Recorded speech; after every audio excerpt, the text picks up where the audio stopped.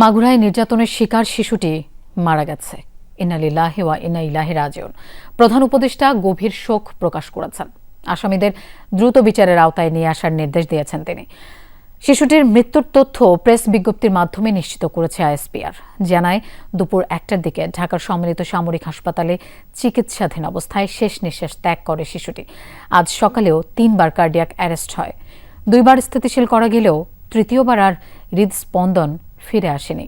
গত 8 মার্চ শিশুটিকে সংকটাপন্ন অবস্থায় ঢাকা সিএমএইচে ভর্তি করা হয়।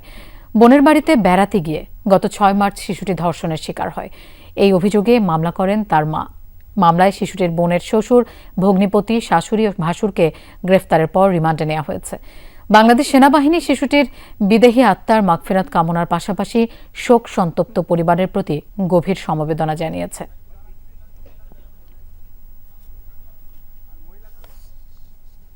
দর্শক, এ ব্যাপারে আরো জানবো। আমাদের সাথে যোগ দিচ্ছেন সহকর্মী ভাস্কর ভাদুরী। ভাস্কর, আইএসপিআর কিছুক্ষণ আগেই শিশুটির মৃত্যুর খবর নিশ্চিত করেছে। এই ব্যাপারে নতুন কোনো তথ্য আছে কিনা আপনার কাছে? লোপা, প্রথমে মাগুরা জেলা হাসপাতাল, তার পরবর্তীতে ফরিদপুর জেলা হাসপাতাল, তারপরে ঢাকা মেডিকেল কলেজ হাসপাতাল এবং সবশেষ সিএমএইচে সম্মিলিত সামরিক বাহিনীর যে হাসপাতাল রয়েছে সেখানে দেশের বিশেষজ্ঞ চিকিৎসকরা দেশের সর্বোচ্চ চিকিৎসাটা দিয়েও 8 বছরের আসিয়াকে কিন্তু বাঁচানো সম্ভব হয়নি। না ফেরার দেশে আসিয়া চলে গেছে এবং পুরো দেশবাসীকে এক করে তার উপরে যে নৃশংসতা হয়েছে সেই নৃশংসতার বিষয়ে অনেক প্রশ্ন রেখে আসিয়া কিন্তু এই পৃথিবীর মায়া ত্যাগ করেছে। আইএসপিআরের পক্ষ থেকে বলা হয়েছে দুপুর আজ 1টায় আসিয়ার মৃত্যুর খবরটি তারা নিশ্চিত করেছেন। এবং আমরা যদি গতকালের ঘটনাটার দিকে লক্ষ্য করি, লোপা, গতকালও আসিয়ার 3বার তার হার্ট অ্যাটাক হয়েছিল এবং স্ট্রোক হয়েছিল এবং পরবর্তীতে আজকে সকালে কিন্তু আরও 2বার এই একই ধরনের তার শরীরের যে সমস্যা, সেই নানা ধরনের জটিলতার মাঝে এই সমস্যাগুলো দেখা যায়। এবং সবশেষ তাকে সিপিআর পদ্ধতিতেও ট্রাই করা হয়েছিল। যে সিপিআর পদ্ধতি দুপুর 12টার সময় ট্রাই করার পর তার একবার জ্ঞান ফিরেছিল, কিন্তু সবশেষ যে স্ট্রোকটি হয়েছিল সেখানে সিপিআর পদ্ধতি ট্রাই করার পরে কিন্তু তার আর জ্ঞান ফিরেনি। মূলত আসিয়ার এই যে বিষয় এবং আসিয়ার যে ধর্ষকরা ছিল তাদেরকে 4 জনকেই কিন্তু আইনের আওতায় নিয়ে আসা হয়েছে এবং তার মৃত্যুকে এত ছোট শিশুর উপরে এবং অমানসিক নির্যাতনকে কেন্দ্র করে পুরো দেশের মানুষ কিন্তু সরব হয়ে উঠেছিল। সকলে একটি প্রত্যাশা ছিল যে আসিয়া যেভাবেই হোক পৃথিবীতে সাধারণ জীবন ফিরে পাবে এবং রাষ্ট্রের উচ্চ পর্যায় থেকে শুরু করে একদম নিম্ন শ্রেণীর মানুষ পর্যন্ত সকলেই কিন্তু তার জন্য দোয়া করেছেন, প্রার্থনা করেছেন। কিন্তু তাদের সকলকে কাঁদিয়ে কিন্তু আসিয়া না ফেরার দেশে চলে গেছেন।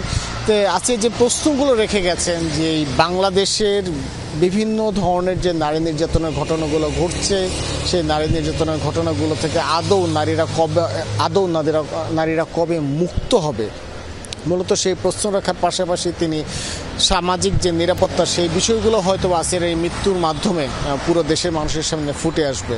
এবং তার পাশাপাশি একটা বিষয় উল্লেখ করতে চাচ্ছি যে চিকিৎসা ব্যবস্থার কথা যদি বলি, যে আমি শুরুতে যেটা বলছিলাম যে মোট 4টি হাসপাতাল, প্রথমে মাগুরা, তারপর ফরিদপুর এবং তার পরবর্তীতে ঢাকা মেডিকেল কলেজ এবং সবশেষ সিএমএইচ হাসপাতালে সবভাবেই কিন্তু চেষ্টা করা হয়েছে আসিয়াকে যতদূর সম্ভব স্বাভাবিক জীবনে সুস্থ করে ফিরিয়ে নিয়ে আসার ফলে। কিন্তু আমরা যদি 6 দিন আগে চিকিৎসকরা যে কথাগুলো বলেছেন যে তার আসিয়ার শরীরের বিভিন্ন অংশই কিন্তু ক্ষতিগ্রস্ত হয়েছে, যার ফলে তাকে স্বাভাবিক জীবনে ফেরানোটা অনেকটাই কষ্টকর হয়ে যাচ্ছিল চিকিৎসকদের জন্য। লোপা, ভাস্কর, আপনাকে ধন্যবাদ আমাদের সাথে যোগ দেওয়ার জন্য। আমরা দেখতে পাচ্ছি মাগুরা থেকে আলিমুজ্জামান আলিম আমাদের সাথে এর মধ্যে যোগ দিয়েছেন।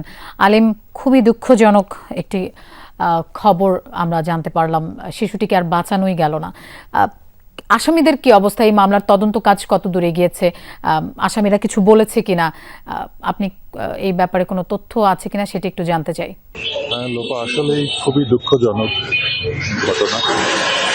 আজ কয়েকদিন ধরেই কিন্তু মাগুরাই এই একটি বিষয় নিয়েই কিন্তু মানুষের মুখে সবসময় কিন্তু এই শিশুটিকে নিয়েই তারা কথা বলছিল।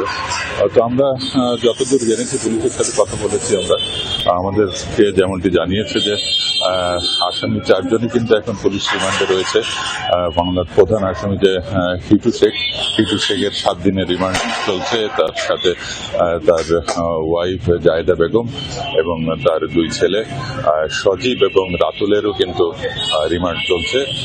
তবে এখন পর্যন্ত তারা কিন্তু রিমান্ডে সেরকম কোনো তথ্য দেয়নি, পুলিশ আমাদেরকে এমনটি জানিয়েছে।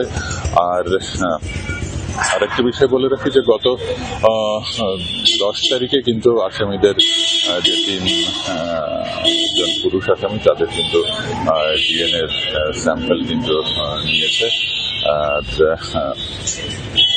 আর এখন পর্যন্ত আসামিরা রিমান্ডেই তারা আছে।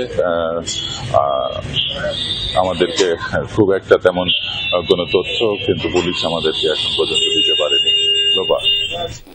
আলিম, আপনাকেও ধন্যবাদ আমাদের সাথে যোগ দেওয়ার জন্য।